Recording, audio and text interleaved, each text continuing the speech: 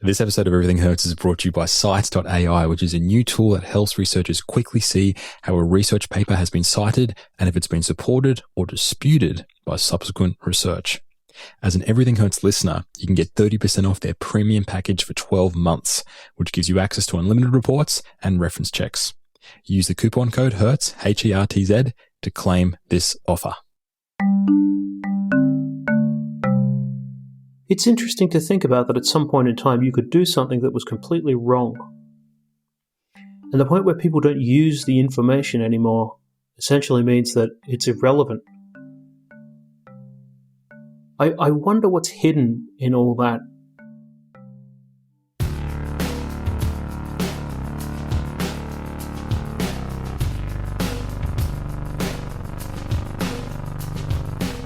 Welcome to Everything Hurts. My name is Dan Quintana. I'm from the University of Oslo, and I'm here with James Heathers from Cypherskin. James, I want to start off this episode. I'm springing this on you completely. I'm going to start this episode with a little game. Are you ready? Oh, yes. Okay, excellent. Excite me with your beardy face. Go. This game is called Overrated, Underrated, or Appropriately Rated. I'm going to throw out some things, yeah?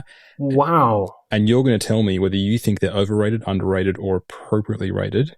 Yeah. Are you engaging with ideas now? Yeah. This is different. Okay. Yeah. Right. Okay. And all systems go. All lights green, etc., etc., etc. And you're free to give the answer, or you can do a quick, like one or two. This is almost quick fire. You can do a quick elaboration if you want.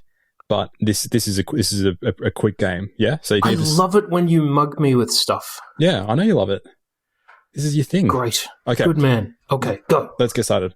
Okay, getting a conference speaking invitation. Overrated. Okay. Stout beer. Appropriately rated. LinkedIn. Definitely underrated. Okay, expand. I have found, even through my limited experience of writing on it, that things have a tendency to go broader than you expect. People that you don't see can write to you, and the quality of what people want to talk about, especially if it's formal business-related stuff. Like, I get random messages from people, other scientists, authors. Sometimes it's people selling stuff, but that's okay because sometimes we buy enterprise stuff, and some salespeople are good at finding people who want to buy their stuff. So I've obviously had to use it more in the last 6 months, and probably becoming the least annoying social platform for me. I still don't use it as much as I'd like, but I have a job. You were saying that with your business hat on. What about for the average academic? Well, like everything else, it takes. I mean, everything is. A knife is useless without anyone to stab, Daniel.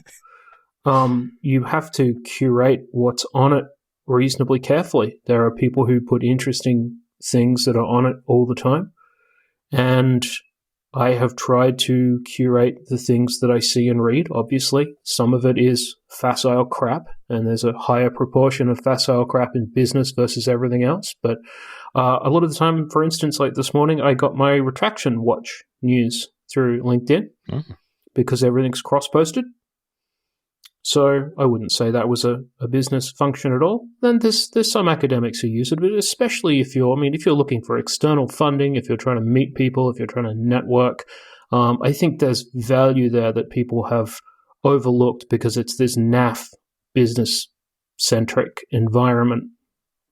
Yeah, I found the same thing, that it is not... Is that all the questions? No, there's plenty more, but I think it's interesting. Oh, I think okay, go. This is... It's not annoying. It's weird. Like, using it, I'm not annoyed using this. Like, I'm annoyed using other social networks, but I think it hasn't been ruined by...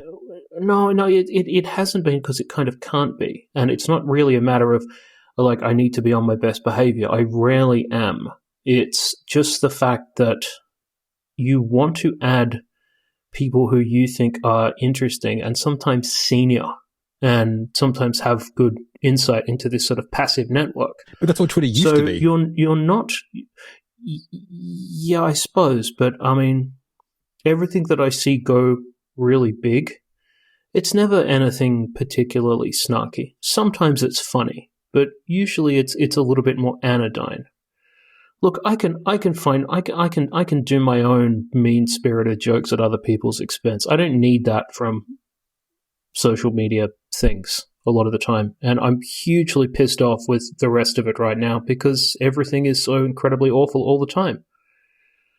So, I mean, it's a chore. You open something up, something else is on fire. Like I'm not really much one for.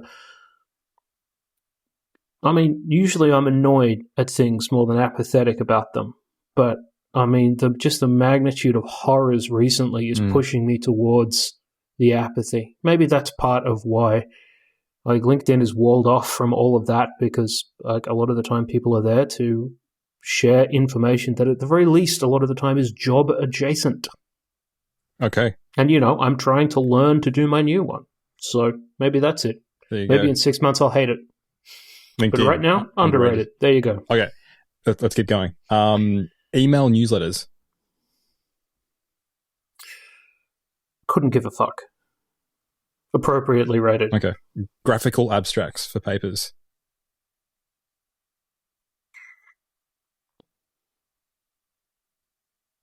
I think underutilized, underexplored. I think they're long run. You ever done one? Underrated. Never had the chance. Okay. Look, data and graphical visualization is a skill. One of those many, many skills they expect you to pick up sort of by osmosis because you touched some books somewhere. It doesn't really work like that. There's a reason that whenever, someone who does a job like mine, even vaguely, even tenuously like mine, something like that, you get a designer. Not an expensive one, just one who's immediately available through a dozen posts. I mean, the same thing that we did for the podcast art. Yeah. You do that. So, it's a very difficult bow to draw yourself. But I think eventually, especially if you have the facility to get someone to help you with that. Yeah. Super useful. I find myself, because I'm in such a hurry a lot of the time, rebelling against turgid language or even too much appropriate and clear language. Sometimes, sometimes I need my pretty pictures. Keep going. Okay. Online conferences. I still think they are underrated. Okay. Because your ability to increase access, your ability to organize them, your ability to get people to participate in them, it's still, because we have such a rigid idea of what a conference is. Like, I mean, we could have been doing this the whole time. You could have had one enormous meeting every 2 years and 6 monthly top up meetings. It's very easy. Easy to get the right people, easy to get the right digital space, easy to do the right kind of stuff. Now, can you meet people and go around and press the flesh and do a thing? There's still, let's not pretend somehow that the academic embrace of digital resources is somehow modern. In general, it's still reasonably archaic. So I think they have a long way left to evolve, and there's lots of possibilities that are just waiting for the right motivated people to start exploring them. I reckon the whole hybrid thing could be interesting in the future, because at least this is demonstrated. It's the same sort of thing companies in the past few years have been saying when staff have been saying, I want to work remotely. We can't do it. And when they have to, all of a sudden they can. Same sort of thing with conferences. Now we can say, we can actually do this thing and present information, people can get together. And so I hope for the future that there's a lot more of these hybrid conferences where they can just set up a video stream of the talks. People can post the posters online. I mean, for me, I can't see myself doing long trips for the next 5 years because of my kids. Being away from my kids for more than European conferences, fine. I can go 1-2 nights, but a US conference, or Australia or wherever, is a massive commitment. So if there was the option for hybrid, that'll make my life a lot easier. And I'm sure there's a lot of people in the same boat as me. Dan, I already said conference talks were overrated. Yeah. Okay. All right. Preaching to the choir. Unlimited word counts for papers. Hugely underrated. So you're just go as long as you want. No, all you really need to do is make sure that the information is appropriately organized. The longer it runs, the less audience you have for individual pieces and sections and subheads and whatever else. Write a paper, leave everything else that is the places where even the genuine insight might be. Yeah? Wall that shit off. Don't even call it a supplementary thing. Just sidebar it, mash it in. Don't write one document that people have to read. I would be in favor of 1,500 word papers with an attached, similarly formatted, easily accessible supplementary section. The idea of making it a separate downloadable document, etc., and not being a digital resource is stupid. I really like this thing. We're never going to run out of space. And when you're looking for one specific detail, if you have the details to give away, why the fuck? I mean, it's all you're talking about is, does it interrupt the flow of the main document? No. Then you can have as much as you'd like. The whole push towards brevity was a real, in the bad days of psychological science, or the continuing bad days still happening. Of PNAS. Yes. And it cripples the presentation of data and arguments. It's stupid. People who thought it was a good idea are stupid too.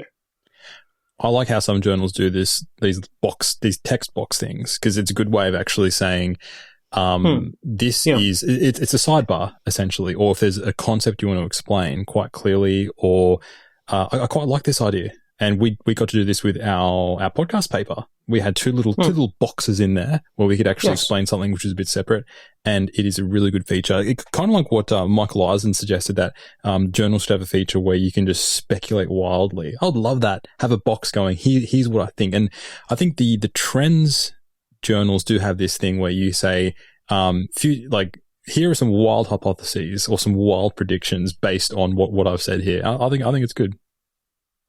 Let the people speculate. Okay. All right, let's continue. A few more to go. Oh, wow. You come prepared. Slack. Appropriately rated. Okay. It's hit its zenith now, where there's competing products that are in the same space that have better integrations. Teams drives me nuts, but I think the move between organizing information temporally, organizing information procedurally or categorically, and the mix between different versions of communication is now better in Teams. What does your company use? Teams. Okay. I don't have a problem with any of these platforms, but I feel like Slack is behind when it comes to... I mean, the other day, I said with a guy, I'm going to have a meeting. We're going to do this thing. A fellow I'd never met at a university. It just appeared on my Teams calendar. Just because he had my company email address. We said we're going to meet at this time. And it just propagated. There's no arguments about calendars or whatever else. I went into the meeting and it was there. Yeah, the integration's great. Super. Right. Super. 3 more to go. Twitch. The platform. Twitch. Still underrated. Okay. Sourdough bread. Hugely underrated. Okay. I know that hipsters and freaks and people who try and ruin everything are presently trying to ruin bread. That's fine. The thing is, though, it's gorgeous. It's one of the very nicest things. And to be able to control the process and produce it exactly right is enormously satisfying. And it's so many things that are good to eat start with good bread. I mean, I could see myself, honestly, I'd like to eat an entire pig, but I could see myself being a vegetarian or a vegan, where it doesn't bother me on some kind of moral level. But the idea of going gluten-free makes me want to claw my eyes out. Last one. Special journal issues around a theme. Overrated. Okay, why? Because they're insanely difficult to organize, and you want to have something that represents an individual theme in its entirety. But you end up with somewhere between, I suppose, 5 and 20 very specific niche subtopics within that, because you're trying to increase the representation of the thing. It's not for the authors. It's not because someone picks up that bound manuscript that has 20 papers from back to back and reads all of it. It doesn't increase your visibility. It's for the people who are organizing it to increase the name and the reach and to say they've done it. You know, a lot of people organize a special issue to go, I organized a special issue. Oh, fuck you. I organized an unspecial issue by putting preprints in the world, drinking a bunch of whiskey and trying to forget about them. They don't do what they're intended to do anymore. They don't get delivered, and then you get great discursive tracts from, that one lady who's a genius who lays out the precise lay of the land through the topic of interest. You just end up with 2 things you want to read and 18 things that are slightly too far from what the central topic of interest is. Yeah. Unless it's incredibly niche, but it's never incredibly niche. They pick an umbrella that the editors and the organizers pick an umbrella that they want to be better represented for their own ends, and then they go around asking people to contribute to it. And the fact that they have timelines to organize this along as well. Someone may have just finished something. Someone else may have just started something. You may end up with a 12, 18-month delta between how all the topic things fit together. And then what are you supposed to do? Tell someone to wait a year before publishing something so it can go in your stupid special fucking issue? They never come with any extra kudos. It doesn't come, you don't get free money. There's no bonus sex. It's just shit that's vaguely related to each other in the same place to the benefit of the people who are trying to publicly represent it. Special issues can go fuck themselves. I think it doesn't work when you're dealing with experimental data. Because when do you ever have an experimental data and you're like, cool, this paper's ready to go. Oh, here's a special issue. Sometimes I think it can work when you are dealing with just review topics. And I've seen a few. Looking at the names, I can see these are all mates. It's good because these people know each other's research very well. Bad because it's not very representative and you're opening a pool. But some special issues... it's not like it's utterly monocultural. Like, you have a special issue with 6 things and 5 of the papers have common authors. Well, but they don't have common authors, but honestly, they're all why mates. don't they just stand in a circle and jerk each other off? That's another way. Honestly. I mean, it would be a lot quicker, probably harder to clean up. But look, it's like everything else, I feel like it's become a representative tool that serves the people who organize it, and for everyone else, it is some version of an inconvenience. Like if you were trying to get a topic started from scratch and you had something really new, maybe. But I can't remember the last time. When's the last time you opened a special issue and read it like it was a book? This morning, which is why I was thinking about it. This was a special. Up yours this morning. What the time before that? Yeah, before a very long time. But we're actually a very long time. What got me thinking about this though is I got an invitation for a special issue from let's call it a borderline predatory publisher. One of those not frontiers. One of those publishers that sometimes you hear, are they good or are they bad? And I saw they had a list of people that have already agreed to submit to this special issue. And one of them was actually quite a big name.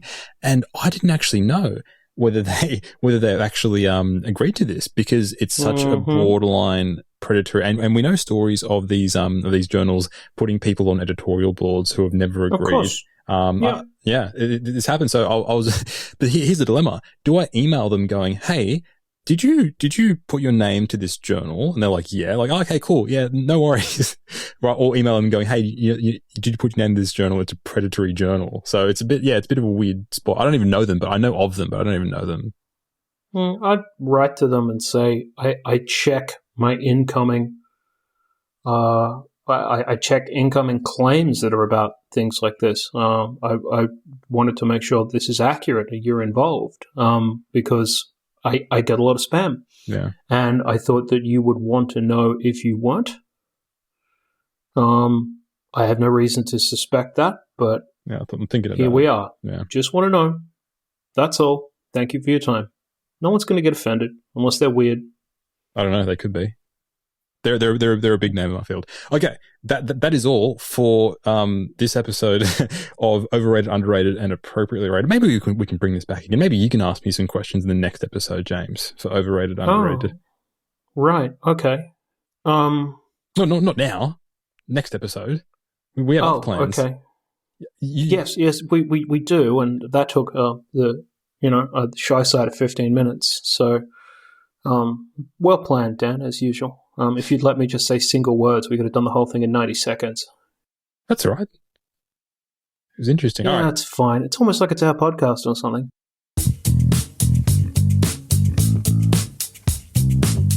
Like many researchers, Google Scholar is my first port of call when I'm looking for papers. But the issue with Google Scholar is that it places a high premium on the raw number of citations when it comes to its search rankings.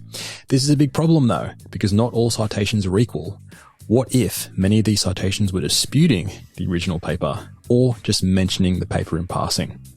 Of course, you could read each of these citing papers, but that would take a lot of time. Fortunately, Cite.ai can do all this for you almost instantly. Utilizing deep learning, Cite can show you at a glance how a paper has been cited, and specifically if it's been supported, disputed, or merely mentioned. Cite.ai also shows the context of the citation from each paper. You can plug in a single paper or even a whole reference list, which is really handy for when you're reviewing or writing a paper.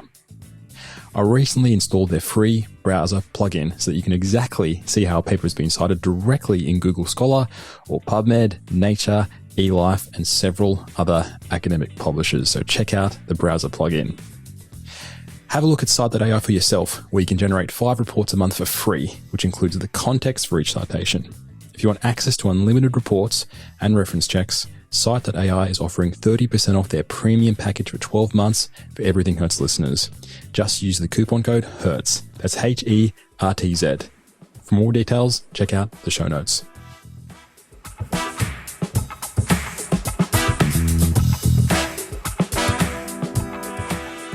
What do you have planned for this podcast, James? This is your idea. This is my idea. My favorite episodes maintain the spontaneity of you talking to me and me haranguing you mercilessly in return. So we've done similar things like this before, but what I wanted to do was basically present preset recent thoughts in the complete absence of knowledge on the other side. Yeah. So we're seeing things for the first time that, what has Dan really been thinking about that I've never been exposed to? And will it compel me to annoy him? And of course, vice versa. Although you're never annoying, you're too nice, prick. Maybe you're wrong though. Let's find out. Oh, I'm wrong quite a lot. I'm used to that. As my knees start to go and I start to realize that I need glasses, I realize how incredibly wrong I am all the time.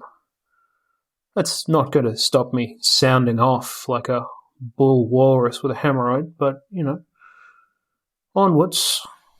Why don't you kick us off? Yours. Oh, do you want to do mine? No, okay. no, actually, okay. We can absolutely do mine. Let's do it. Oh, okay. What is your idea? Well, I was thinking about this recently because of the context of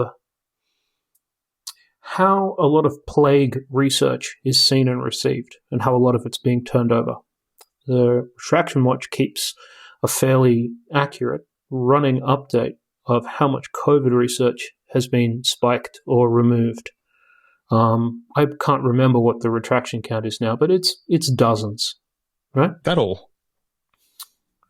Well, yeah, Dan, retraction, it's very hard to get retractions. People have to be sufficiently pissed off to be able to do it. There's not a lot of proactive retraction, right? Mm. There's only the active version where people pop out into the landscape and start demanding it themselves, right? Now, as you're well aware, way back in the day, Hunt Isaac used to work for King's College London, right? I'm sure you saw that. And there's been a fuss that has gone on in dribs and drabs for decades, actually. Decades. about whether or not a lot of his work, especially the work that crosses over with the tobacco industry and type A personality and whether or not it causes cancer, a lot of his work has always been questionable, and there are some extremely eye-opening papers that are decades old about how incredibly bad some of it was with his collaboration with Grosas Maticek. I'm probably not saying that correctly. So this morning, I've been thinking about this for some time. I was asked for initial comment on it back in the day, and I was thinking about it again this morning. A paper from 1990 was retracted. Now, you and everyone who's probably going to hear this is well aware that I am strongly in favor of retracting things. I have tried to get things retracted a lot, sometimes more successfully than others. Occasionally tried to retract a few people, which is all in good fun. And I'm wondering about where scientific knowledge becomes historical knowledge. Do we need to retract a paper from 1990? And there's a series of interesting interlocking concerns about whether or not we need to bother doing shit like that in the first place. So let's run it the whole way back to the kind of reductio ad absurdum space and then run it in. Ptolemy was wrong about the movement of celestial bodies. We're going way back. Right, yes. So we regard this as, people looked up and saw movie shit happening in the sky. Look, it's movie. And then we get through what I suppose is about the 16th century, and they realize that that heliocentrism is real. And this knowledge does not in any way exist in the space where we think about. I mean, it is published scientific knowledge. These works right now are published by someone, but obviously it's monstrously weird to think about removing it from the scientific discourse but I think because it's part of an important historical record. So let's run that a little bit further forward and think about some early physiology that was like way off in the later part of the 19th century. Now, we're starting to get into the territory where things might be cited in the introduction of a paper to signify that a field was founded or an interest was created, etc., etc. I've always had a great fondness for papers that are more than 50, 60 years old. The simplicity, the clarity of language, the kind of actual... When discovery was a little bit easier, you just open some fucker with a crowbar and poke around a bit and found something no one ever seen before. Cool, good fun. Very jealous in a way that they got to do the work and then make observations that immediately became useful. But so now we're getting into a territory where it's still very obviously historical knowledge, and we know far more about the field than the authors would have in, say, 1860, 1870. And now the objects are cited. They're not cited to say, this represents an accurate body of modern knowledge. They're cited to say,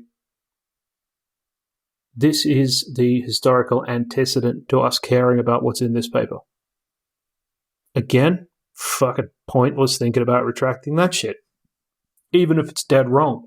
Even if we go back and it's like Mendel, where we think, did he fiddle those experiments? It's a historical interest question. Who gives a shit? We start to run it a little bit further forward. We think about things that happened in the early 20th century. Now, these may be cited as things that are more foundational and have their ideas explained when we think about modern scientific knowledge. And it's likely, though, that the authors would be dead. So there is no one who can suffer a reputational loss. It doesn't mean anything to... I mean, these people have been around for years. It's just a grinning skull somewhere in a reasonably well-maintained garden, probably in somewhere weird like Coventry. I don't even know where that is. G'day, Hurts Coventry listeners. Yeah, I don't know anything about it. Please don't write to me. So again, we don't think about. I mean, if something like that has an error, we can explain it in the body of the paper and still cite it and not have any reflection on the nature of the error itself. And then we can spin it all the way up to Hans Eysenck and Eysenck. What was that? All those consonants being smashed together always did my tongue in. And then we have, things that are, I suppose, probably published somewhere between sort of, I think, 1970 to about 2000, where it's almost definitely superseded by something. But it's still citable, especially if you're in maybe a less complex or less rigorous field. Maybe if you're writing something that's in some way qualitative. I don't mean qualitative research. I mean that you're just having an opinion and people are publishing it. Go and look at some of the theoretical areas to find out what fucking drivel people can talk and they just publish. Now, the authors on that paper, I think that paper this morning was Eysenck and Grossath-Matacek. I believe he does not agree with the retraction. What was the context of this particular paper? Do you remember? We can post to it. I saw this come up as well on my feed, but I didn't actually read it. It's as per usual. It's like something like this. No one really expects you to go and read it. It was in a Kaga journal, which itself is a little bit unusual. And it was on coffee and personality. Okay. As the causative factors behind cancer and heart disease. Right? Now, it would, what is it? Neuropsychobiology. Oh, shit. I knocked something off the table. Neuropsychobiology. Yeah, putting the psycho in neuropsychobiology. He said breaking all his shit. So, we get to a very interesting point where we have scientific knowledge, but it's not sufficiently current that we'd cite it as something that we'd want to immediately extend. But it's possible that it's citable. It exists, therefore, there's a point in time where something doesn't exist as history. And it's really interesting to consider where that breakpoint is. Is the fact that at some point in time it stops being living knowledge. Do you know what I mean? Mm. The other factor is what it actually does to the author, alive or dead, and the kind of collective legacy. So presumably King's College feels like they have to apologize for something, for essentially ignoring what has been a very long-running, like slow metastasizing accuracy cancer on their arse.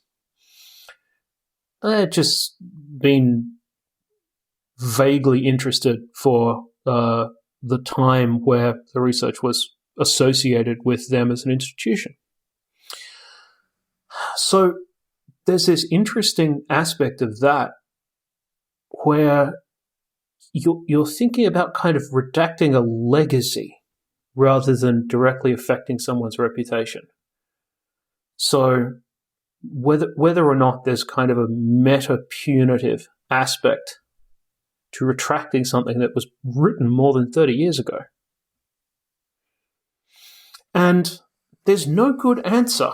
There's no good answer to something like this. Like, where do you stop bothering?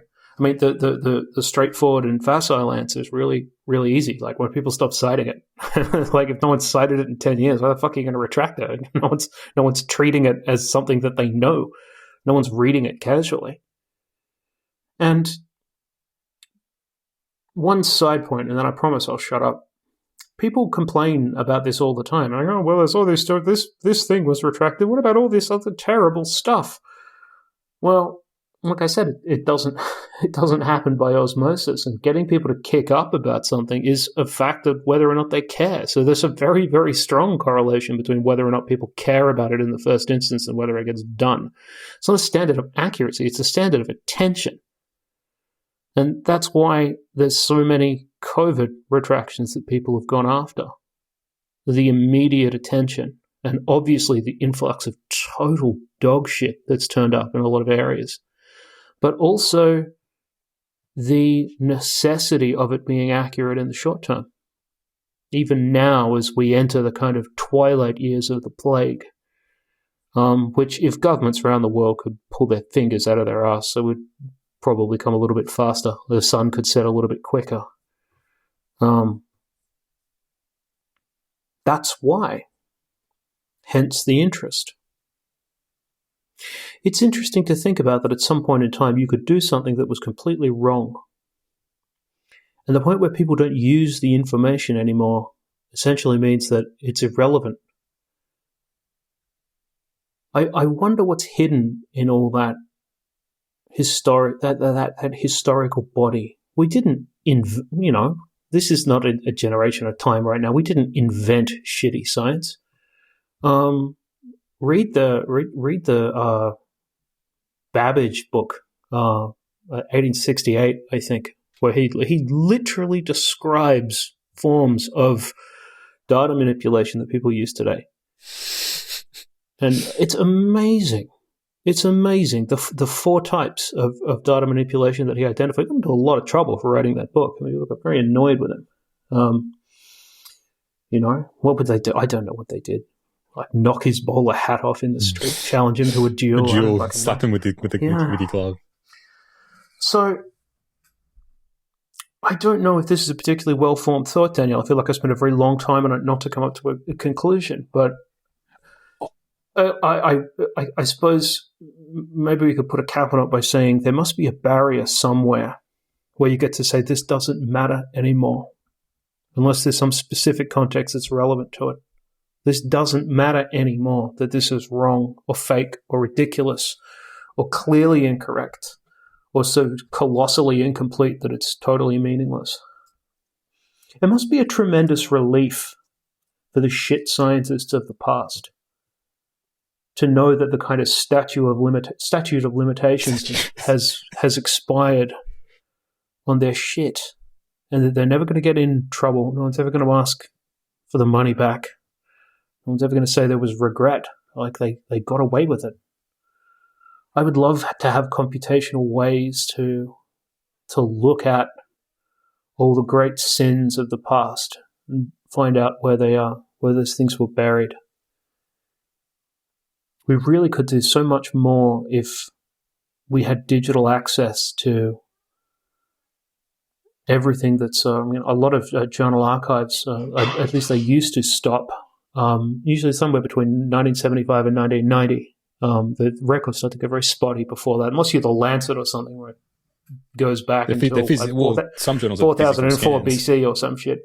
Yeah. And obviously a lot of journals themselves are newer, but there's plenty of archaic ones. I wonder where all those bodies are buried. It's like a puzzle. Well, this is one of the reasons I was always interested in this in the first place, is because it's a human and a mathematical puzzle. Like trying to figure out what went on here. You're like an air crash investigator, except no one pays you.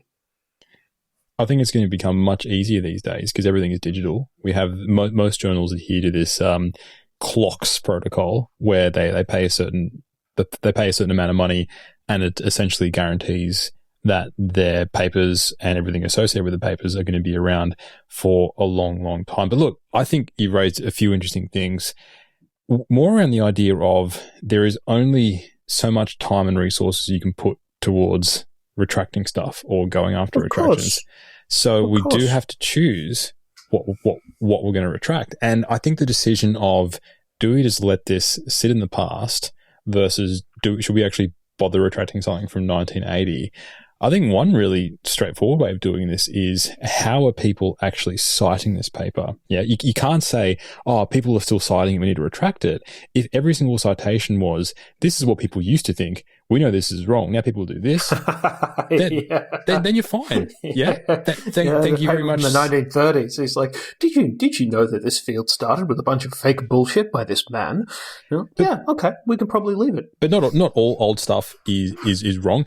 One of the funniest things that I get when I'm writing psychophysiology papers is when I'm citing stuff from the 80s and a reviewer is like, why don't you cite something which is a bit more modern? And I'm like, why? This stuff is is that supposed to mean? Yeah, this stuff is correct. No one has demonstrated that this stuff has changed since, and this is the paper that first demonstrated it. It's back when psychophysiologists had ideas. It's a very weird take. So and directly equivalent equipment. There's almost like there's. Jesus. It's like the idea that, oh no, they used a grass amplifier. It can't possibly be accurate. Fuck you. It's probably better. Yeah, I'd say it's probably more accurate. And they didn't dress it up with 100 measurements and a whole bunch of pompous horse shit that they didn't understand about the nervous system. It's all there. To try and make claims about something. Yeah, that's a very strange response. So it's all about looking. Imagine doing that with gross anatomy,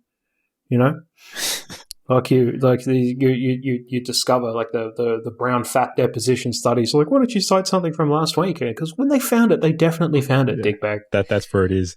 So it's all about looking at the quality of the citations. So if people are still citing this as still citing the wrong stuff, then maybe it is worth actually going back and retracting this old stuff. But I guess it all comes down to what the nature of the error is. You mentioned this idea of Ptolemy and his idea of how the planets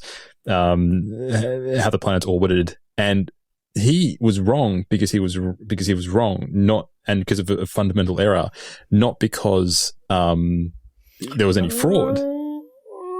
Or have I got my history wrong? It's okay. I'm going from like very heavy duty memory now, and there very definitely was an issue. Okay. When it came to the early disagreements between heliocentric and geocentric theories, there very definitely was an issue where there were geocentric measurements that were essentially ignoring things that they didn't want to pay attention to. Okay. So there's a bit of okay. I would have to go and read fairly carefully to put a better historical context onto that, but that very definitely happened. Okay, well, it wasn't a matter of the equipment was wrong. It was a matter of the equipment was sufficient, but the measurements themselves were a little bit annoying, so the lily was gilded. What I'm trying to get at is that we shouldn't be retracting stuff that's wrong because it was wrong because of a lack of knowledge at the time. That's just science. Science advances. People might still cite stuff that is incorrect, but we can't go back. So the scientific record. No, there's no real question of doing that. I'm thinking largely about. I mean, these are cases of tomfuckery that I'm thinking about. Obviously, everything's proceeded over time. I mean, there's elements of. I think there were pieces of heliocentrism where everything was perfectly round. It couldn't explain like planetary wobble. Basically. Well, let's talk about the idea of punishment of people who are dead. Is it worth, you touched on this idea. Is it worth punishing the dead? Is it worth punishing the dead? Is their ghost going to haunt you while you're sitting on the john? What have you done? Oh, that would, imagine like the Hans Ising's bent over, wizened ghost threatening you while you're leafing through the New Yorker. All right, so I've always liked this idea or this parallel with sports doping in that they store samples for a long time. The idea is that we don't know what's going to happen in 10 to 20 years when it comes to error detection. Obviously, things are going to get better, and we are going to be able to detect things, hopefully in an automated way, ways in which we cannot do now. So I think this idea of, hey, we're still going to go after you, even if you're dead. It could possibly act as a good deterrent. Maybe not. I don't know. But my thoughts is it could act as a deterrent if you know, hey, like we're still going to go after you. And two, these methods. It's not that we're going to go after you personally. Is that we're going to explore what went wrong. We're going to see what we can learn from the fact that this may not be veridical. Okay, yeah, we're going to go after this particular work. Not. Yes. Yeah. That's more what I was trying to get at. I like that idea, and I think that could possibly be a deterrent. But then again, people who do sports doping do not see this as a deterrent. They still do it anyway for the current glory. Yeah, even though they know, hey, in 5-10 years' time, they're going to reanalyze my sample, and they're going to see that I was a cheat.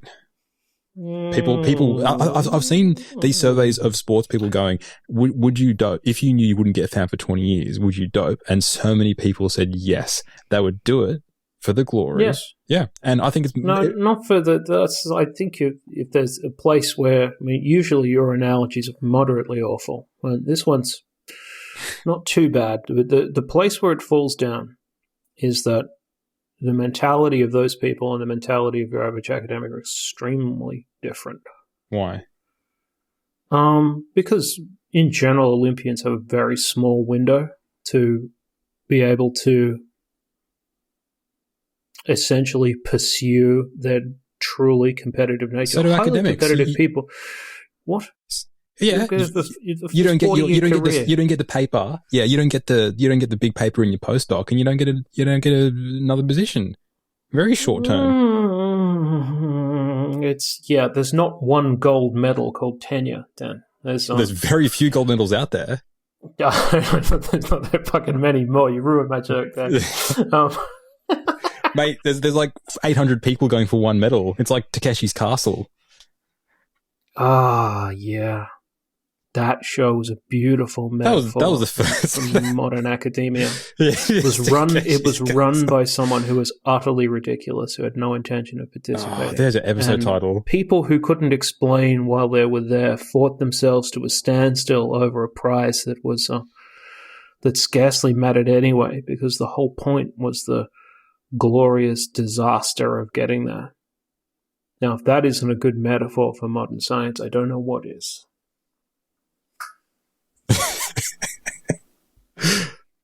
I think we've ruined our time budget on this. That's one. all right. It's our own episode. We can do what we want. It's our podcast. Yeah, that's true. I'm still interested to hear yours. We didn't mean to make this one long discursive thought about when the boundaries of living knowledge change or when they don't. The thing is, like, if I ever did another podcast, Dan, it would be probably something that's a lot nicer than this, actually. that's produced around the idea that all of the really great scientific scandals of history and all the really high profile retractions, the really big screw ups, have amazing stories, and no one's ever told them. And sometimes it's like a scientific process story, but there's weird characters and there's funny shit going on. You know, like the point where they figured out the guy had colored in the mouse in Sharpie to try and get the proper code expression. Yeah. And some of them are horrible. Some of them are basically true crime when it comes. Some of them are actually crimes. They're stealing federal money. Well, yeah. That is true. It's just that very, very rarely does anyone actually go to the slam for that or anything like it. Some are like long triumphs over adversity. Some are things that you never get the answer to. Some of these stories are just like cold cases. There's a tremendous parallel between how some of these stories have played out and like genres of, especially of podcasts, that people seem to find really interesting. People will be into that.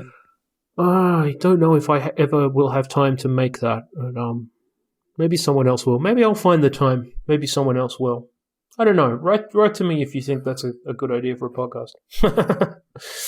Actually, write to me if you're a biomechanist and you want to come and work for me. I have a job open.